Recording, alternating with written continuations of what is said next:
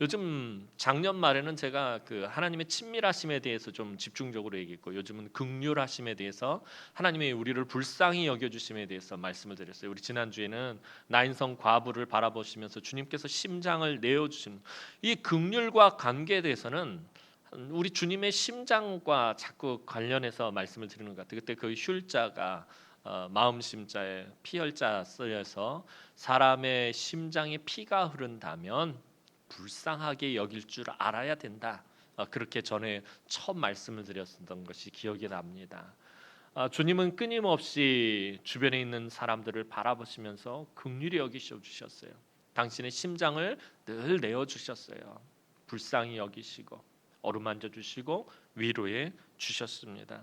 지난주에는 나인성 과부를 위로해 주셨고, 오늘은 삶 가운데서 소외되고 외롭고 또 삶의 여러 가지 문제들로 지친 한 여인을 위로하시는 본문의 말씀을 잡아봤습니다. 함께 이 말씀을 통해서 은혜를 나누길 소원합니다. 예수님은 예루살렘에서 이제 유월절을 지키시고 다시 갈릴리로 가시기로 하셨습니다. 예루살렘에서 유월절을 보내시고 나서 니고데모를 만나서 또 이런저런 이야기를 나누기, 밤에 이런저런 이야기를 나누기도 하셨고요. 예루살렘 사역을 마치고 이제 갈릴리로 가기로 하셨습니다. 그런데 주님은 보통 유대인들이 예루살렘에서 갈릴리로 가는 요단 동편의 길을 잡지 않으시고 유대인들이 전혀 가지 않는 길을 가기로 하셨습니다. 보통 예루살렘이 남쪽에 있고 중간에 사마리아가 끼고 그 위가 갈릴리입니다. 그래서 예루살렘에서 갈릴리로 갈 때는 사마리아를 통해서 가지 않고 요단강을 건너서 요단 동편으로 올라간 다음에 갈릴리로 가는 것이 보통 유대인들이 예루살렘에서 갈릴리로 또 갈릴리에서 예루살렘으로 가는 길이 이러했습니다. 사마리아를 관통해서 가면 한 사나흘 길이면 가는데 이 요단 동편길을 가면 열흘을 넘게 걸려서 갑니다. 그럼에도 불구하고 유대인들은 이 사마리아를 관통해서 가지 않았습니다. 그런데 우리 주님께서는 이 보통 유대인들이 가는 요단 동편길을 잡지 않으시고 사마리아 땅을 관통해서 북쪽 갈릴리로 가는 길을 잡았습니다. 왜 유대인들이 사마리아 땅을 가지 않고 힘들고 멀리 돌아가도 요단 동편을 걸어가는지는 전에 한번 말씀을 드렸습니다. 그것은 유대인들이 사마리아 사람들을 개만도 못하게 여기기 때문입니다. 예수님 당시에 사마리아 사람들하고 유대인들하고는 아주 상극인 관계였어요. 서로 상종도 하지 않았어요. 유대인들은 사마리아 사람들을 개만도 못하게 여기고 사마리아 사람들은 유대인들을 원수처럼 여기고 그렇게 살아가고 있었습니다. 역사적인 배경에 대해서는 전에 말씀을 드렸습니다. 간략하게 다시 말씀을 드리면 북쪽 이스라엘이 아수르에 의해서 망하고 뒤에 남쪽 유다가 바벨론에 의해서 망하게 됩니다. 그런데 이 아수르의 기본 정책이 혼혈 정책이었습니다. 그래서 이 나라 저 나라 이 민족 저 민족을 막 섞어서 막 결혼시키고 강제로 결혼시키고 그래서 민족의 정체성을 흐리게 만들어놨어요. 그래서 북쪽 이스라엘도 이 아수르가 점령한 지역의 포로들을 끌고 와가지고 이 북쪽 이스라엘 사람들하고 강제로 혼인을 시켜가지고 이 서로 섞이게 만들었습니다. 그런데 남쪽 유다는 어떻게 해요? 바벨론의 포로로 끌려갔다가 혈통을 지키고 돌아오게 됩니다. 돌아와서 봤더니 북쪽 이스라엘에 있었던 사람들은 이게 도대체 이스라엘 사람인지 이방인인지 구분이 되지 않습니다. 그래서 남쪽 돌아온 이 유대인들이 북쪽 이스라엘 사람들하고 같이 하지 않습니다. 점점 사이가 멀어지게 되고 그래서 북쪽 이스라엘에 있었던 사마리아, 옛날 북쪽 이스라엘의 수도가 있었던 곳이 사마리아 성입니다. 그곳을 중심으로 해서 사람들이 이 사마리아 사람들이 성전을 만들고 자기들 나름대로 사는데 이 남쪽의 포로에서 돌아온 유대인들이 이 사마리아를 공격을 해서 성전을 부셔버리고 또 사마리아 사람들의 모든 것들을 엉망으로 만들어 놨습니다. 그래서 더더욱이 사마리아 사람들과 남쪽 유대인들이 사이가 아주 악화되어 버렸습니다. 그리고 예수님 당시가 바로 그런 정서가 그런 분위기가 형성돼 있던 때였습니다. 그러니까 예수님 비유에 등장하는 사마리아 사람의 비유는 사실 이 당시에 굉장히 센세이션한 비유였다라는 것입니다. 유대인들이 생각하는 사마리아 사람, 그 사람 결코 착할 수가 없고 선할 수가 없고 유대인에게 선을 베풀 수 없는 그 정도로 서로 사이가 좋지 않던 그런 시대였습니다.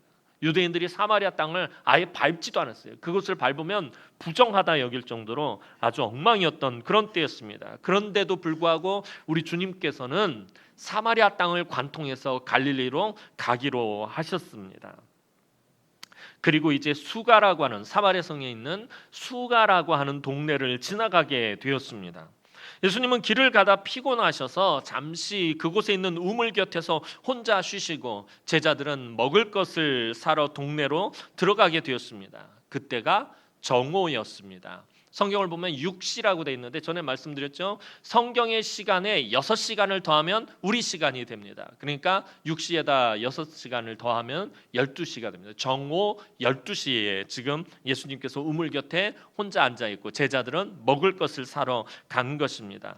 해가 가장 높이 떠서 떼약볕을 비출 때는 때로 대부분의 사람들은 이 무더운 시간에는 일을 멈추고 이 낮잠을 자는 경우가 많았습니다.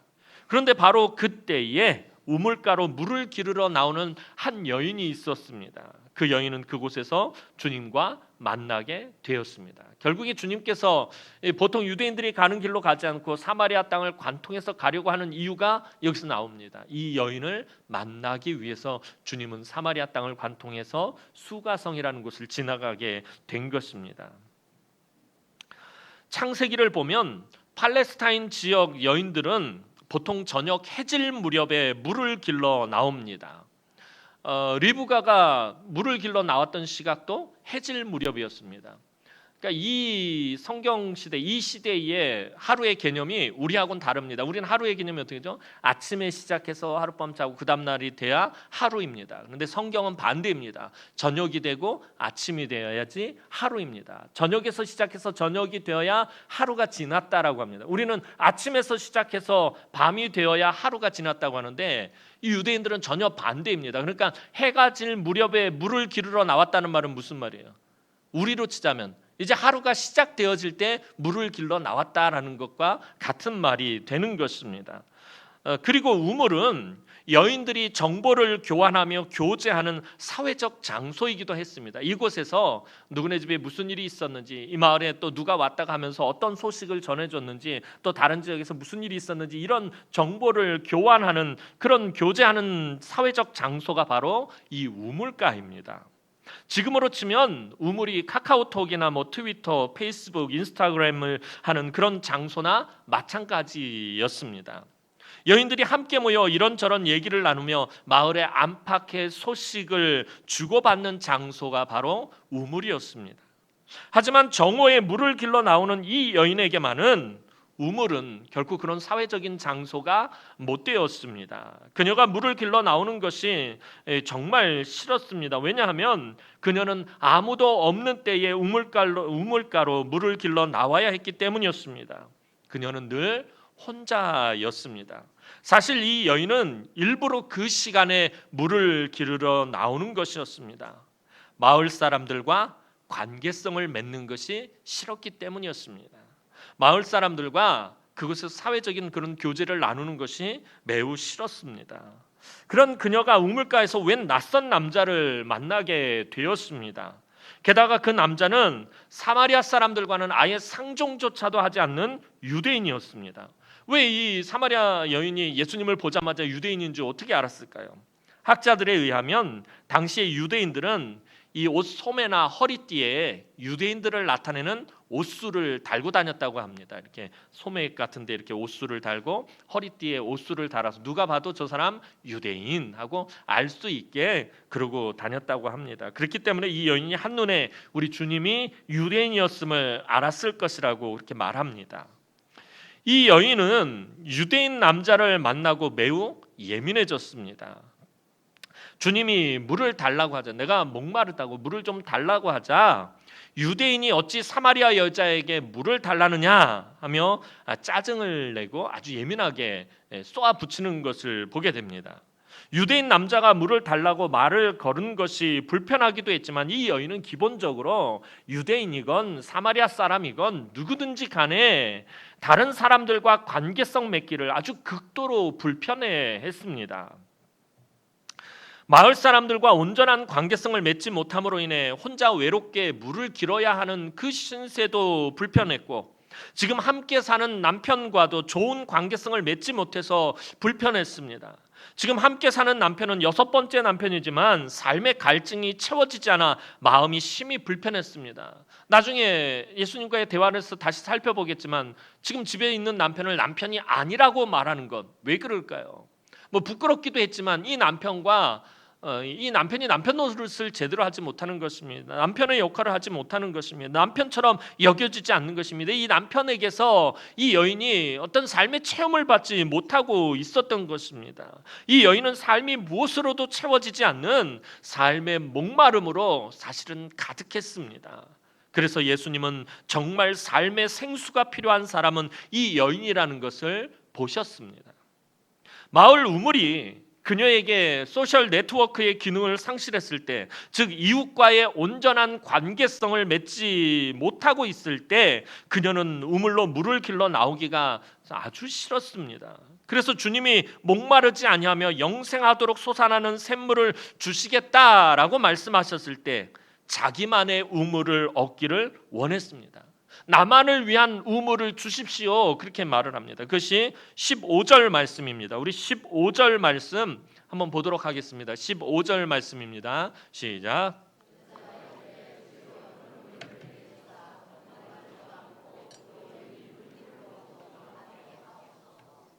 그런 물을 내게 주사 내가 목마르지도 않고 또 여기 물을 기르러 오지도 않게 하옵소서란 말은 뭐예요?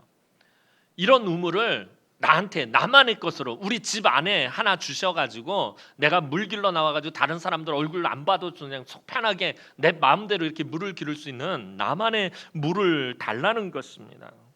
이웃 사람들 얼굴을 보지 않게 우리 집에 나만을 위한 그런 우물이 있었으면 좋겠다라는 것입니다.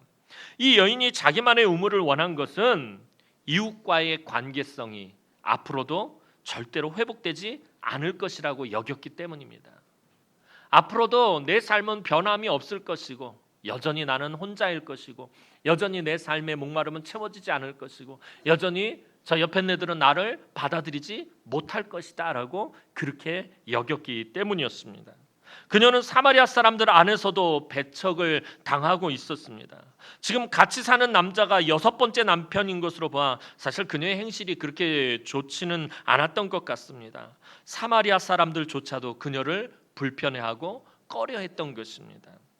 이 여인은 사람을 만나고 싶어도 또 사람들과 깔깔깔 웃으며 이야기하고 싶어도 누구 하나 자신을 반겨주는 사람이나 가까이 하려는 사람이 없었습니다.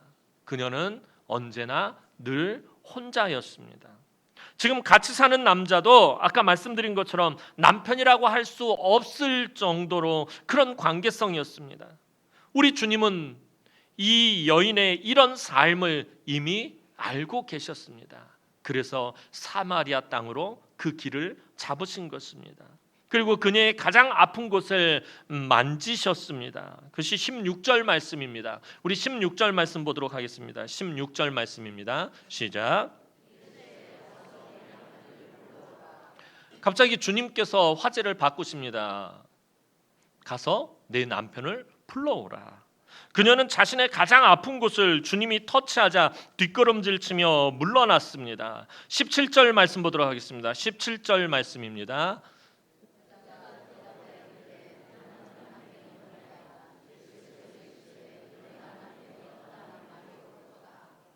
내 남편을 데려오라 라고 예수님 말씀하시니까 이 여인이 뭐라고 말을 합니까? 나는 남편이 없습니다. 그리고 주님께서는 네가 남편이 없다는 말이 옳다라고 대답을 하십니다. 이 사마리아 여인은 자신의 아픈 부분, 자신의 부끄러운 부분을 웬 낯선 남자가 그것도 유대인 남자에게 들켜버리자 그곳을 피하려고 했습니다. 그래서 서둘러 그 이야기를 마무리하려고 난 남편이 없어요 하고선 그 자리를 피하려고 했던 것입니다. 하지만 우리 주님은 그녀의 아픈 곳을 어루만지시며 고쳐주기를 원하셨습니다. 그런데 주님은 이 여인을 보시면서 심리학이나 정신의학적인 용어들을 사용하시며 말씀하시지 않으셨습니다. 심리학적인 견해에서 보건대 당신은 사회적인 약점으로 인해서 다른 사람들과 올바른 사회적, 인격적 관계성을 맺고 있지 못하고 있습니다. 당신은 인격적 장애가 있습니다. 이렇게 말하며 접근하지 않으셨습니다. 우리 주님은 참 사람을 참 잘 어루만지시는 게 뭐냐면 주님은 처음에 이 여인에게 어떻게 접근을 하셨냐면 당신의 모습을 먼저 보여주셨다라는 것입니다. 당신을 먼저 오픈하셨어요. 어떤 모습을 보여주셨죠? 피곤하고 지치고 목마른 모습을 이 여인에게 먼저 보여주셨다는 거예요. 어디 하나 흠잡을 데 없이 깔끔하고 찔러서 피 한 방울도 안 나올 정도로 그런 모습을 이 여인에게 보여주신 것이 아니라 지치고 피곤하고 목말라서 지금 물 한 잔을 얻어 먹어야 되는 그런 모습을 이 여인에게 먼저 보여주셨습니다. 그래서 물을 달라고 그녀에게 도움을 요청하셨습니다. 늘 다른 사람들에게 도움을 주시던 분이 오늘은 겸손하게 도움을 요청하고 계십니다. 주님도 물이 필요했고 이 여인도 물이 필요했습니다. 주님도 도움이 필요했고 이 여인도 도움이 필요했습니다. 도움을 받아야 할 여인에게 지금 주님은 어떻게 하고 있죠? 도움을 요청하고 있다는 거예요. 오히려 도움을 구하고 있다라는 것입니다. 예수님은 도움을 받아야 할 분입니까? 예수님 도움을 받아야 할 분이 아닙니다. 그런데 예수님께서는 오히려 이 여인에게 도움을 요청하고 계신다는 거예요. 물을 한 잔 다오. 주님의 이 놀라운 겸손에서부터 사실 이 여인의 회복이 시작된 것입니다. 그리고 오늘 주님은 다른 때와는 조금 다른 모습으로 이 여인을 어루만져 주십니다. 주님은 항상 복음서를 보면 이야기의 주도권을 주님이 쥐고 말씀을 해오셨어요. 이야기를 주님께서 이끌어 가셨다는 거예요. 사람들이 주님의 그 이야기 패턴으로 끌려 들어오게 하셔서 그렇게 사람들에게 교훈하시고 가르치시고 하실 말씀을 해오셨습니다. 그런데 오늘은 그렇게 주님께서 이야기의 주도권을 주신 것이 아니라 이 여인이 하는 말을 주로 들으며 그 이야기를 따라가고 계십니다. 서울에서 제가 살았던 동네에 아주 유명한 내과가 있었습니다. 사람들이 얼마나 많은지 몰라요. 그 내과는 한번 가면은 한 2-3시간은 기본적으로 줄을 서 있어야 의사 선생님 만나서 진료를 받을 수 있을 정도입니다. 근데 그곳에 그렇게 환자가 많은 것은 물론 의사 선생님이 실력이 좋기도 했지만 그 의사 선생님은 아주 특별한 특징이 한 가지 있었습니다. 그것이 무엇이냐면 그 의사 선생님은 환자들의 말을 아주 잘 들어주셨어요. 5분이고 10분이고 하는 얘기를 그냥 다 들어. 그래서 진료 시간이 아주 오래 걸려요. 우리 보통 병원 가면 어떻게 해요? 1분도 채 못 들어가서 내가 증상도 말하기도 전에 그래서 그래서 내가 뭘 아냐는 듯이 환자를 무시하고 의사가 그냥 자기가 막 물을 것만 묻고 말할 것만 맞고 나가라고 그런단 말이에요. 자기 증세에 대해서 정말 자세하게 말해보고 싶은데 그런 경우가 별로 없는 것 같아요. 그런데 이 의사 선생님은 별의별 얘기를 다 들어주시는 거예요. 할머니가 오셔가지고 그러니까 내가 텃밭에서 감자를 키우다가 감자 잎이 썩어가지고 그 얘기까지도 다 들어주시는 거예요. 시덥지 않은 얘기까지도 놓치지 않고 다 들어주신다는 거예요. 환자의 말을 무시하거나 야단치지 않고 잘 들어주기 때문에 그 병원은 늘 사람이 발 디딜 틈도 없을 만큼 미어 터졌습니다. 그래서 어떤 할머니는 의사 선생님과 얘기만 해도 병이 낫는 것 같다라고 그렇게 말을 하면서 병원을 나온 것을 보았습니다. 오늘 주님이 수가성의 우물가에서 그러하셨다라는 것입니다. 한 여인의 인생의 이야기를 그냥 다 들어주셨어요. 남편이 없다고 말하며 뒷걸음질 치는 사마리아 여인에게 이놈 어디서 거짓말을 하는데 내가 다 알아.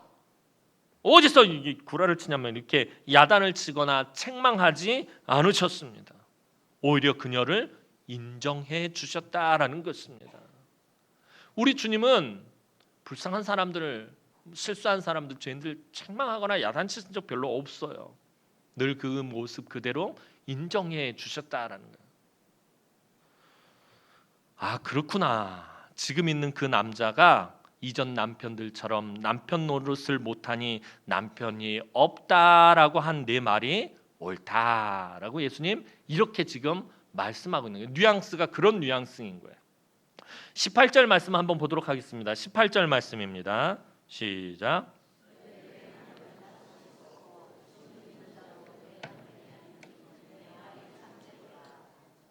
예수님이 이 여인을 막 책망하거나 야단치시는 것이 아니에요.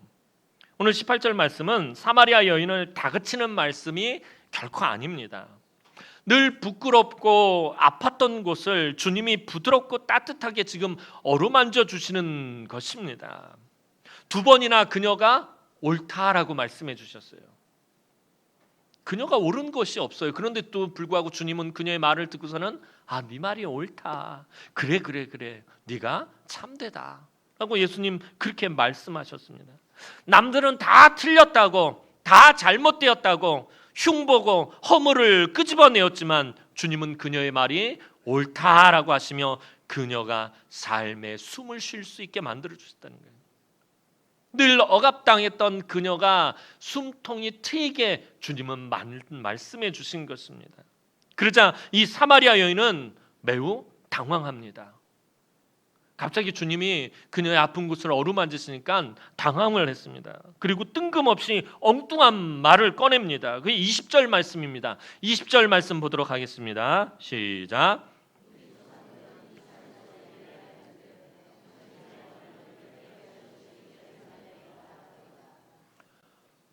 우물 얘기하다가 남편 얘기하다가 갑자기 이 여인이 뜬금없이 예배 얘기로 화제를 갑자기 확 틀어버립니다. 아무런 연관성이 없는 얘기를 돌려버립니다.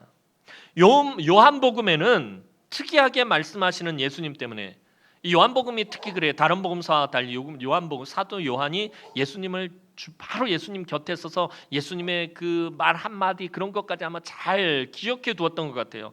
특이하게 말씀하시는 예수님 때문에 의사소통이 잘 안 되는 사람들을 요한복음에서 발견하게 됩니다. 요한복음 3장에 등장하는 니고데모라는 사람이 밤에 예수님을 찾아와 이야기를 나누다가 주님이 이 니고데모가 그래요. 어떻게 해야 영생을 얻을 수 있겠습니까? 그런데 주님께서 뭐라고 하냐면 사람이 거듭나지 않으면 그렇게 될 수 없다라고 말씀을 하십니다. 거듭나야 한다라는 말씀에 사람이 어떻게 어머니의 뱃속으로 다시 들어갔다가 날 수 있느냐라고 니고데모가 말합니다.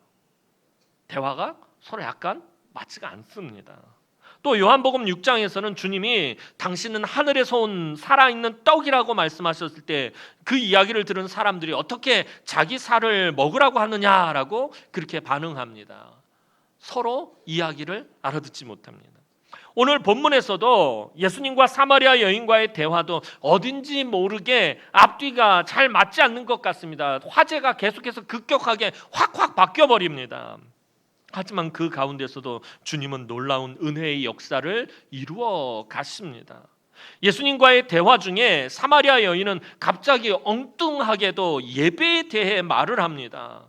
그런데 중요한 것은 주님의 반응입니다. 아까 말씀드렸던 것처럼 다른 때 같으면 주님이 이야기의 주도권을 쥐고 이야기를 끌고 가면서 사람들을 그 이야기로 끌어들이는데 오늘은 다릅니다. 주님께서 이 여인의 이야기를 따라가시면서 그 이야기에 계속해서 반응을 하십니다.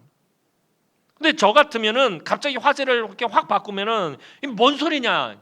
남편 얘기하다 말고 왜 뜬금없이 갑자기 예배 타령이냐? 하면서 핀잔을 주었을지도 모르겠어요. 막 윽박 지르면서 말을 이렇게 대화를 이상하게 한다라고 그렇게 핀잔을 주었을지 모릅니다. 그런데 주님은 그녀가 하는 말을 그냥 따라가며 대화를 이어가시고 계십니다. 그녀가 이야기의 주도권을 쥐고 막 이렇게 흔들고 저렇게 흔들어도 그냥 그것을 그대로 따라가고 계신다라는 것입니다. 사마리아 여인이 대화의 방향을 갑자기 틀어서 예배에 관해 이야기하며 자신의 아픈 곳을 숨기려고 할 때, 왜 이 여인이 갑자기 대화를 확 튼 것입니까? 남편 얘기하다 말고 자기의 아픈 곳이 드러나니까 그것을 숨기려고 대화를 갑자기 확 바꾸어 버린 것입니다. 그때에 예수님은 그것을 아시면서도 아주 진지하게 그녀의 질문에 답해 주셨다라는 것입니다. 그녀가 뜬금없이 한 질문인데도 그 질문에 우리 주님은 아주 진지하게 답변을 해 주신 것입니다. 그녀가 지금까지 살아오며 5명의 남편을 갈아치운 일을 비난하거나 그녀가 형편없는 인생을 살고 있다고 평가하지도 않으셨고 왜 말을 바꾸냐며 책망하지도 않으셨습니다. 그 대신 엉겁결에 물은 예배에 대한 최고의 가르침을 주셨다라는 것입니다. 그것이 여러분이 너무나도 잘 아시는 예배에 관한 말씀입니다. 23절, 24절 말씀 우리 한번 함께 보도록 하겠습니다. 23절에서 24절 말씀입니다. 시작.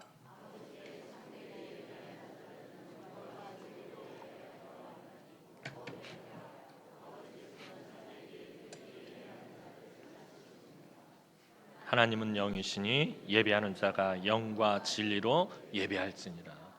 아마 예배에 대해서 예전에 제가 설교할 때도 그랬고 또 예배에 대해서 목사님들 설교할 때면 반드시 인용하는 구절입니다. 하나님은 영이시니 예배하는 자가 영과 진리로 예배할지니라. 예배에 관련해서 너무나도 유명한 말씀입니다. 사마리아 여인의 엉뚱한 질문에 주님은 예배에 대해 이 세상 그 누구도 답할 수 없는 최고의 답을 주셨다라는 것입니다. 그러니까 이 말씀이 어떤 배경에서 나왔냐면 이 여인이 자신의 삶을 숨기기 위해서 엉뚱하게 예수님에게 뜬금없는 질문을 한 것에 대해서 주님께서 아주 성의 있게 답변을 해주신 것입니다. 오늘은 이 예배에 관한 이야기보다 이 사마리아 여인의 삶에 포커스를 맞추고 있기 때문에 이에 대해서는 나중에 따로 얘기하도록 하겠습니다. 이제 도망치듯 한 엉뚱한 질문에 너무나도 성심성의껏 답변을 주시는 주님의 말씀을 듣고는 그녀가 어떻게 합니까? 물동이를 내버려둔 채 동네로 달려갑니다.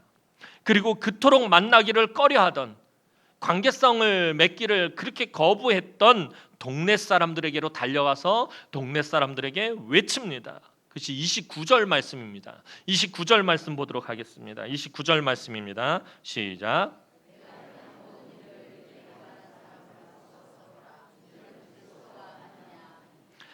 이 사마리아 여인은 동네로 가서 자기가 만난 예수님이 그리스도라는 사실을 알렸습니다.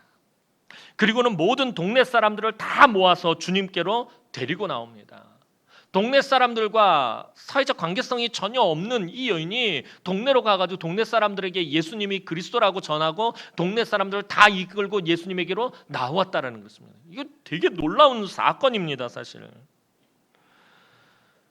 그녀가 예수님을 그리스도라고 증거하는 말을 보면 다른 것을 말하지 않고 특이한 것이 하나 있어요. 다른 것, 예수님에 대해서 다른 것을 말하지 않고 무엇을 말하냐면 예수님이 나를 아셨다라는 한 가지 사실만 말하고 있어요. 내가 행한 모든 일을 내게 말한 사람을 와서 보라. 이는 그리스도가 아니냐. 이게 이 여인이 동네 가서 한 말이에요.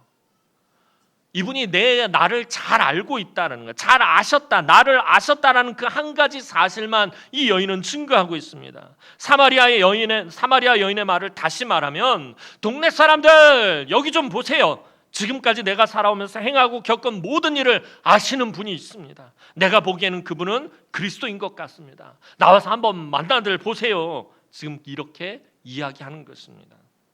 그녀가 말한 핵심은 주님이 그녀를 너무나도 잘 아신다라는 것입니다.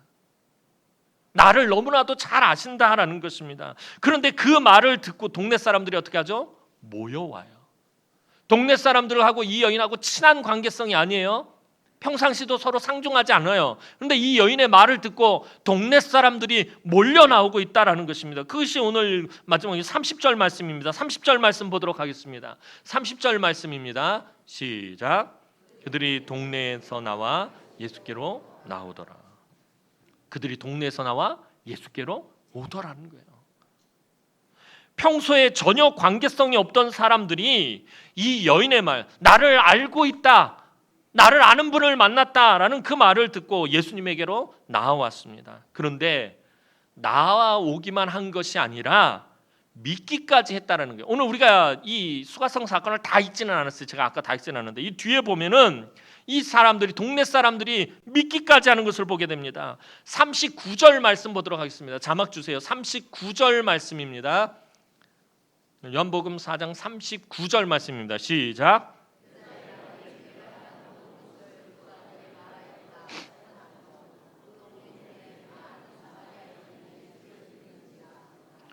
그 동네 많은 사마리아인이 예수를 믿는지라. 나를 아는 사람, 나에 대해서 너무나 잘 아시는 분을 만났는데 그분이 그리스도인 것 같습니다라고 말했을 때 사람들이 믿었다라는 것입니다. 이 사마리아 여인의 말을 아마도 요한이 다 기록하지는 않은 것 같습니다. 이 여인의 말에는 의미론적으로 포함된 말이 있습니다. 그녀의 말을 다시 한번 재구성해 보면 이런 말이 됩니다. 동네 사람들, 내 말을 좀 들어보세요. 지금 마을 우물가에 어떤 분이 있는데 그분은 나의 모든 삶을 잘 알고 계시면서도 나를 비난하거나 평가하거나 책망하지 않으시고 나를 존중해 주셨습니다. 나의 부끄러운 모습을 아시면서도 나를 정죄하거나 외면하지도 않으셨습니다. 그리고 나의 말에 귀를 기울이시고 정성껏 최고의 답을 주셨습니다. 한번 와서 이분을 만나보세요. 내가 보기에 이분은 그리스도입니다. 이게 이 여인이 동네에 가서 한 말인 것입니다. 사랑하는 성도 여러분, 이 여인의 말대로입니다. 주님은 그녀의 모든 삶을 다 아시고도 그녀를 존중해 주셨다라는 것입니다. 그녀를 모르시는 것이 아니에요. 어떤 삶을 살았는지 우리 주님 분명히 다 알고 계시면서도 그녀를 존중해 주셨어요. 먼저 피곤하고 목마른 주님의 모습을 보여주셨습니다.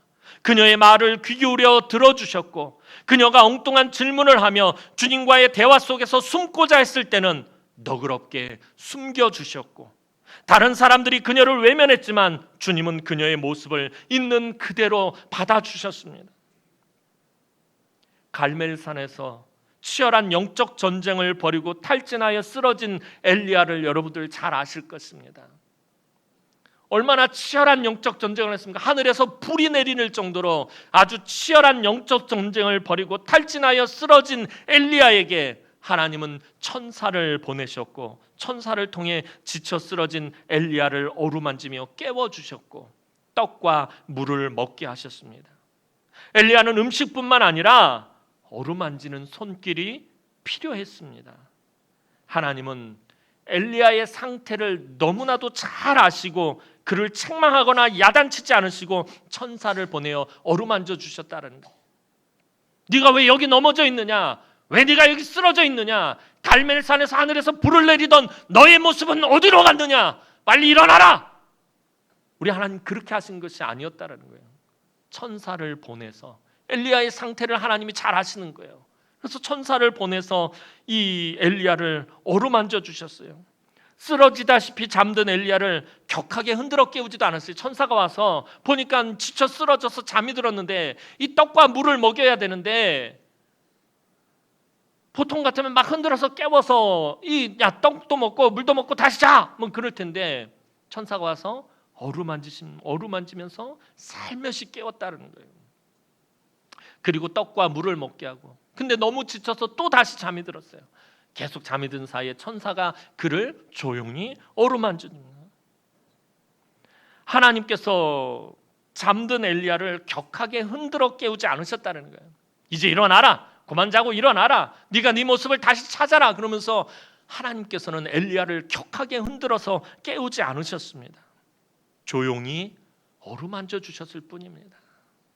왜냐하면 하나님은 엘리야를 잘 아셨기 때문입니다. 그가 지금 어떤 마음이며 얼마나 지쳤는지, 얼마나 힘들고 얼마나 괴로운지, 얼마나 부끄러운지, 얼마나 괴로운지 그것을 잘 아셨기 때문에 하나님께서는 엘리야를 그냥 조용히 어루만져 주시기만 하신 것입니다. 사마리아에 있는 수가라는 동네 우물가에서도 우리 주님은 엘리야처럼 삶에 지친 여인의 아픔을 아시고 이 여인의 마음을 따뜻하게 그냥 어루만져 주셨습니다. 사마리아 여인의 연약함과 부끄러운 모습을 아셨지만 그녀를 수치스럽게 만들지 않으셨어요. 그녀의 아픈 모습, 그녀의 부끄러운 모습을 아셨지만 절대로 그녀를 수치스럽게 만들지는 않으셨어요. 그녀를 인격적으로 존중해 주시며 그녀의 아픈 상처를 어루만져 주셨습니다. 주님은 그녀의 아픔을 회복과 치유와 구원의 기회로 삼으셨습니다. 주님은 이처럼 우리의 삶의 모습을 누구보다도 잘 아시는 분이십니다. 여러분의 마음속 깊은 곳까지 다 보시는 분이시고 다 아시는 분이십니다. 주님은 우리의 마음을 어루만지시지만 흔들어대거나 강요하시지 않으신다라는 거예요. 강제로 흔들어서 깨우지 않으신다라는 것입니다. 주님은 우리를 잘 아시기 때문입니다. 요즘 참 꽂힌 찬양이 있는데요, 노래는 못하지만 한번 불러보도록 하겠습니다. 주 나의 모습 보네, 상한 나의 맘 보시네. 주 나의 눈물 안에 홀로 울던 맘 아시네. 세상 소망 다 사라져가도 주의 사랑은 끝이 없으니, 살아가는 이 모든 순간이 주 은혜임을 나는 믿네. 한번 함께 불러볼까요? 세상 소망 다 사라져가도 주의 사랑은 끝이 없으니, 살아가는 이 모든 순간이 주 은혜임을 나는 믿네. 이 찬양을 부르면서 제가 저를 보는 것이 아니라, 이 찬양을 부를 때마다 오랜 투병 생활 때문에 지쳐서 눈물을 흘리고 있는 집사님의 모습이 보이고, 또 삶의 모든 것이 다 막히고 다쳐서 하나님 앞에서 몸부림치고 있는 성도의 모습이 보이고, 자녀들의 문제로 인해서 괴로워하며 눈물 흘리고 있는 성도의 모습이 보이고, 또 믿지 않는 남편이나 믿지 않는 가족들 때문에 가슴을 치면서 하나님 앞에 애통해하는 성도들의 모습이 보입니다. 제 눈에도 보이는데 우리 주님이 못 보시겠습니까? 우리 주님 다 보십니다. 여러분들 다른 사람들에게 말로 표현하지 못하는 것까지도 우리 주님은 다 아시고요. 여러분들이 홀로 눈물 흘리고 있는 그 모습까지도 다 아시고요. 여러분들 마음속에 괴로워하고 고통스러워하는 그 모든 모습도 우리 주님은 다 알고 계십니다. 우리가 만나는 삶의 여러 가지 근심과 걱정과 염려와 삶의 어려움들은 주님을 만날 수 있는 좋은 기회입니다. 여러분 몸이 병들었습니까? 그렇다면 주님도 채찍에 맞고 못에 찔리고 창에 찔렸던 당신의 아픈 부분을 보여주실 것입니다. 무엇인가 해결이 되지 않아 마음에 답답한 것이 있습니까? 주님도 당신의 답답한 마음에 대해서 말씀해 주실 것입니다. 여러분이 어려워하고 힘들어하는 일이 있습니까? 주님은 그 일을 가지고 여러분을 찾아오실 것입니다. 주님은 우리를 결코 책망하시거나 정죄하기 위해 찾아오시는 것이 아닙니다. 우리 주님은 아주 따뜻한 치유자이십니다. 항상 우리를 인격적으로 존중해 주십니다. 지금 5번 이혼하고 6번째 남편과 살고 있는 여인도 주님께서는 네가 옳도다 하시며 존중해 주시고 어루만져 주시는 것을 경험했습니다. 당시 개만도 못하게 여겨지던 사마리아 사람들조차도 멀리하고 꺼려하는 이 사마리아 여인을 우리 주님은 외면하거나 무시하지 않으시고 그녀의 이야기에 끝까지 귀를 기울여 주셨습니다. 오늘 우리에게도 마찬가지입니다. 지금 예배하러 나온 여러분 한 사람 한 사람을 우리 주님은 너무나도 잘 아십니다. 지난 일주일 동안 여러분이 어떻게 살았으며 어떤 마음으로 살았는지, 어떤 실수와 잘못을 했는지, 또 어떤 슬픔과 아픔이 있었는지, 또 어떤 서러운 일과 억울한 일을 당했는지, 그리고 지금 얼마나 지치고 힘든지 누구보다도 잘 아십니다. 그래서 주님은 우리를 위로하시고 어루만져 주실 수 있는 것입니다.